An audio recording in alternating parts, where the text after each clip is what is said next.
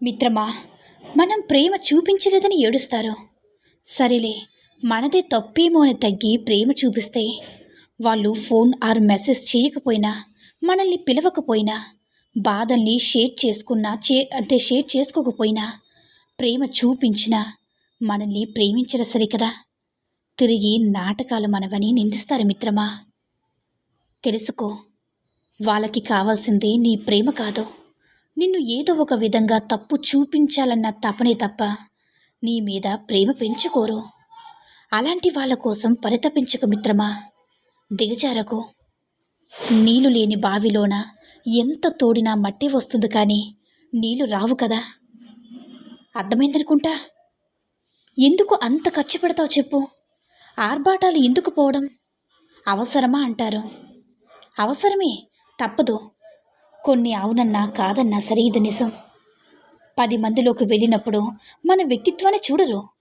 డబ్బు, హోదా, వేసుకునే బట్టల బట్టే మనకి విలువనిస్తారు. డబ్బు ఉండి ఖర్చుకు చేయకపోతే పిసినారి అంటారు. డబ్బు లేకుండా ఖర్చు పెడితే హెచ్చుగా పెట్టేస్తున్నారు అంటారు. అప్పు చేసి మరీ ఆర్భాటంగా ఉండాల్సిన పని లేదు మిత్రమా. 10 రూపాయలు నీ దగ్గర ఉంటే 5 రూపాయలు దాచుకో, 5 రూపాయలు వాడుకో. ఎందుకంత ఆర్భాటం అనే ప్రశ్నించే వాళ్ళకి ఓ ప్రశ్న. నార్మల్గా 100 రూపాయలు వాచ్ పెట్టుకుని నువ్వు బ్రాండ్ 10,000 ఇస్తే పక్కన పడేస్తావా? వాడుకుంటావా? ఒకవేళ అలా ఇసిరి పడేసేవాడివైతేనే నీకు ప్రశ్నించే హక్కు ఉంటుంది. లేనప్పుడు లేనట్టు ఉండాలి అన్నప్పుడు ఉన్నప్పుడు ఉన్నట్టు ఉన్నంతలో బ్రతికితే ఎందుకన్ని ప్రశ్నలు మిత్రమా? అర్థమైందనుకుంటా. ఒకరు నీకొక విషయం చెప్పకుండా పక్కవారికి చెప్పారంటే నీకు చెప్పాల్సిన అవసరం లేదని అర్థం. మరి నాకు ఎందుకు చెప్పలేదని నిలదీయడం ఎందుకు మిత్రమా? చెప్పలేదనుకో, ఆనందపడు. మాట మాటకి పరామర్శించే అవసరం ఉండదు. బాధపడాల్సిన అవసరం అంతకంటే లేదని సంతోషించు. మన కష్టాలతో మనమే ఏడుస్తున్నాం, ఇంకా వాళ్ళ కష్టాలకి మనం ఎక్కడ ఏడుస్తామని అనుకో మిత్రమా. ఒకరు మనల్ని ఇగ్నోర్ చేస్తున్నారని తెలిసినప్పుడు బాధపడినా బయటపడద్దు. ఎందుకంటే ఇంకా ఇంకా ఆడుకుంటారే తప్ప కనికరించరు. వాళ్ళని ఇగ్నోర్ చేశారనుకో, ఆ ఇగ్నోరెన్స్ నువ్వు లెక్క చేయొద్దు. అప్పుడు వాళ్ళు నిన్ను పట్టించుకోవడం మొదలు పెడతారు మిత్రమా. వాళ్ళు మన ఎమోషన్స్తో ఆడుకున్నప్పుడు నువ్వు వాళ్ళని లెక్క చేయనట్లుగా ఉండడమే మంచిది. ప్రేమకు ప్రేమే సమాధానం. కానీ కావాలని చేసే నిర్లక్ష్యానికి పట్టించుకోకుండా ఉండడమే అసలు సిసలైన జవాబని గుర్తుపెట్టుకో మిత్రమా.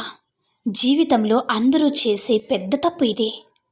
మనం స్నేహంగా ఉన్నప్పుడు వాళ్ళు మనల్ని పట్టించుకోలేదని, వాళ్ళు మనకి దగ్గరవ్వాలని చూసినప్పుడు మనం దూరం పెడతాం.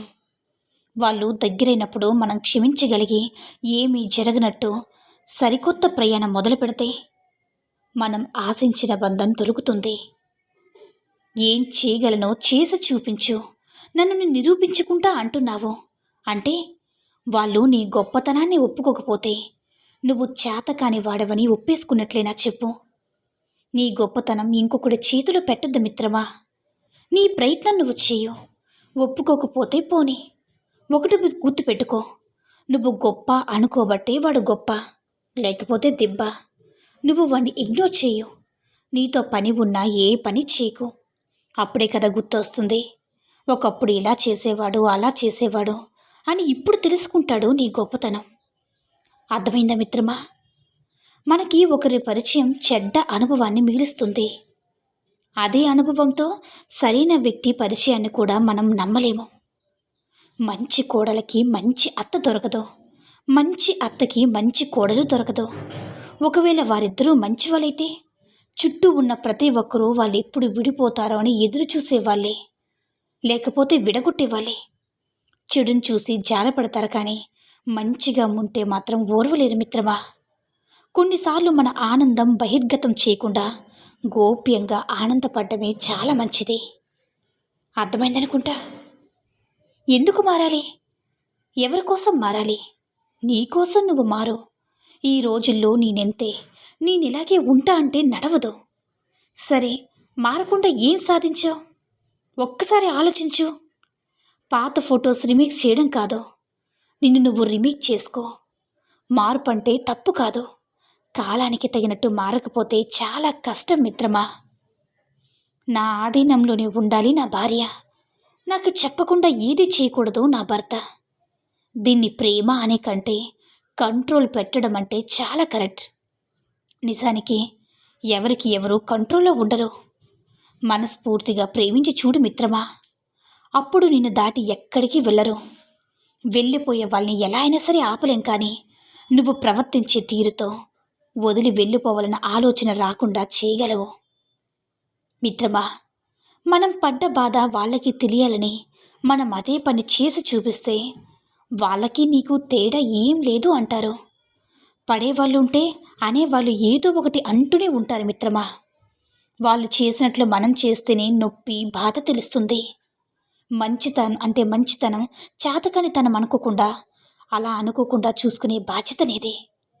కొంతమంది ప్రేమ ఎలా ఉంటుందంటే నాటకమని మనసుకు తెలుస్తుంది, పైకి చెప్పలేము. ఎమోషనల్ డ్రామా చేస్తారు, మనసుతో ఆడుకుంటారు. తన పట్ల మనం అనుకోకుండా చేసిన తప్పుల్ని బయట పెడతారు.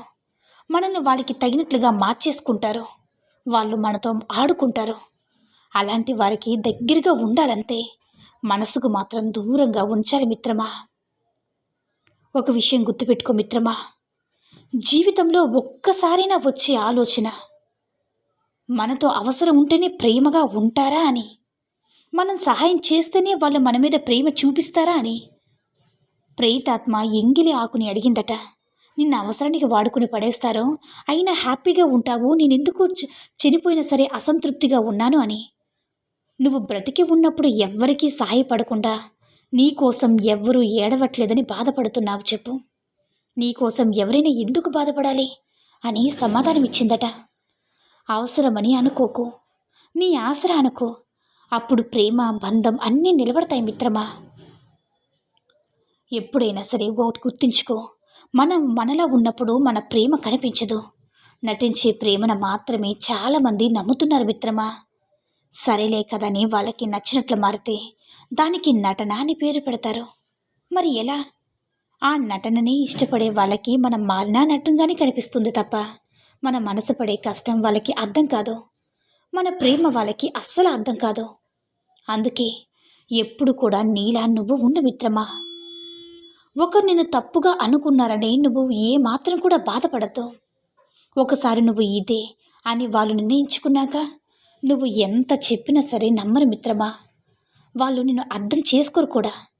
చేసుకోకపోని వదిలేసే, నువ్వు నీలానే ఉండు, నీకు నచ్చినట్లే ఉండు. నిన్ను నువ్వు తెలుసుకొని నీ బ్రతుకు నువ్వు బ్రతకడానికి ఈ భూమి మీదకు వచ్చావు కదా. అంతేగాని అందరినీ మెప్పించడానికి, నవ్వించడానికి, ఆనందపరచడానికైతే రాలేదు కదా మిత్రమా. కాస్త ఆలోచించు మిత్రమా. ఒక ఆడది దారి తప్పిందంటే అది తన తప్పు అస్సలు కాదు. తన బాధను వినేవారు లేనప్పుడు తన 4 గోడల మధ్య ఉండి నలిగిపోతుంది, కుమిలిపోతుంది. అలాంటప్పుడే వేరేవారు బాగా సరదాగా మాట్లాడితే బాగున్నేమో, వేరే వారితో మాట్లాడితే ఆనందం కలుగుతుందోమని దారి తప్పుతుంది మిత్రమా. అది ఆమెది తప్పు కాదు, ఆమె చుట్టూ ఉన్నవారిది. అర్థమైందనుకుంటా. ఈ సూక్తుల్లో ఏ సూక్తి నచ్చిందో కామెంట్ చేయండి. ఈ వీడియో నచ్చినట్లయితే లైక్ చేసి మరిన్ని వీడియోస్ కోసం మన ఛానల్ని సబ్స్క్రైబ్ చేసుకొని మాకు మరింతగా సపోర్ట్ చేయండి. ధన్యవాదములు.